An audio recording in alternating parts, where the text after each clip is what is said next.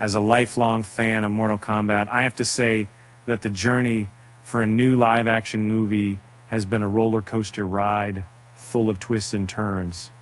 I remember playing the original game back in the 90s and being completely hooked by its over-the-top violence and epic battles.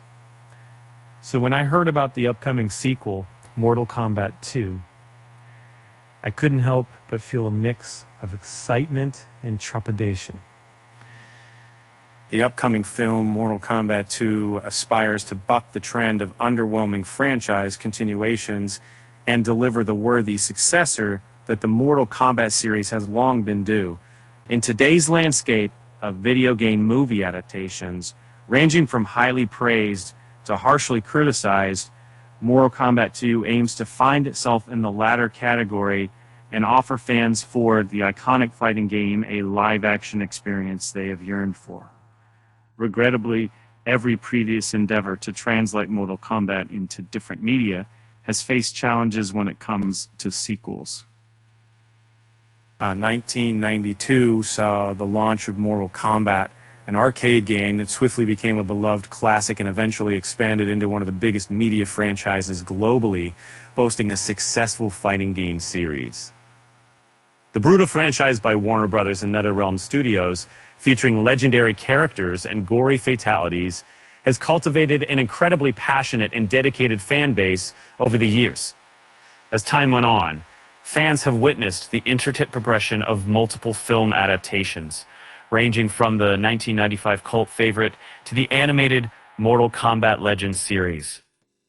Having navigated through development purgatory, the Mortal Kombat movie under James Wan's production, starring original character Cole Young, finally brought a glimmer of hope for a promising future. The question of whether the violent video game Mortal Kombat could effectively transition into a theatrical setting was uncertain. But New Line Cinema chose to proceed with a film and adaptation of the game. In preparation for the premiere of the initial Mortal Kombat movie in 1995, they recruited newcomer Paul W. S. Anderson as director, who later worked significant franchises like the Resident Evil series and Alien vs. Predator. Despite critics and audiences feeling that the movie fell short of capturing the immersive elements of the games, it still managed to earn $122.2 million at the box office and achieved cult classic status. 1997 saw the studio attempting to cash in on the unprecedented success of the first film by releasing a sequel called Mortal Kombat Annihilation. However, Anderson was not involved in its direction this time, and many characters were replaced.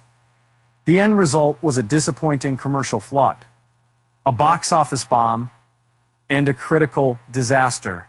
This setback put a temporary stop to any further live-action movie projects and hampered the franchise's growth beyond the video games. NetherRealm Studios launched several animated spin-offs, one of which is the mature-rated R Legends series. The first installment, titled Scorpion's Retaliation, garnered immediate success, but subsequent releases didn't manage to maintain the same level of broad appeal or generate much buzz. Despite various interpretations of Mortal Kombat 2's narrative, it is crucial for this new installment to reverse the franchise's pattern of underwhelming sequels.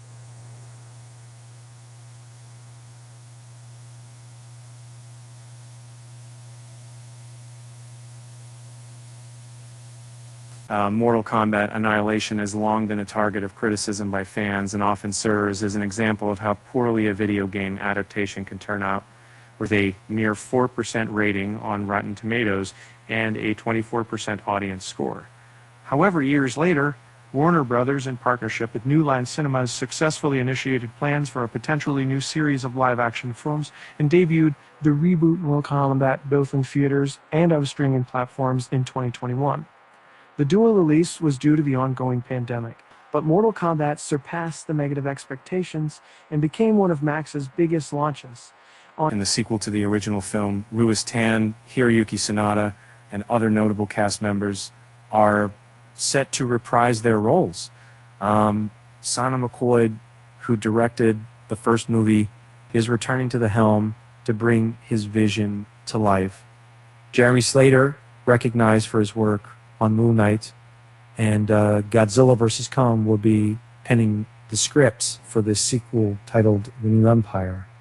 The popular character John Kay will be played by Carl Urban from the series The Boys. His appearance was hinted at into the closing scenes of the first movie. Additionally, Tati Gabrielle, Adeline Rubloff, and other newcomers have joined the cast for Mortal Kombat 2, aiming to surpass the question of the original film. In the 2021's version of Mortal Kombat wasn't flawless, but it managed to strike some crucial chords that the series has been missing for a while. Specifically, it excelled in its visual presentation and brutal combat scenes, which are essential elements of the franchise. This is worth noting because the struggle to bring new Mortal Kombat films to life had been ongoing for decades. Originally developed by Midway Games, the creators who were unable to bounce back after their game Annihilation flopped in 2009 and eventually filed for bankruptcy, was a setback that kept the MK franchise off the big screen for many years, until Warner Brothers stepped in and formed NetherRealm Studios. The general consensus prior to the 2010s was that creating a successful Mortal Kombat film was impossible, which made it challenging for Warner Brothers to initiate production. However, things began to change in 2015 when James Wan came on board as producer. Following years of development and obtaining the desired R rating, Mortal Kombat finally hit theaters in HBO Max in 2021. The MK games carry a unique tone that can be hard to capture in live action, and the tournament format has the potential to become monotonous in a film series. Here's hoping that Mortal Kombat 2 will surpass where previous sequels fell short.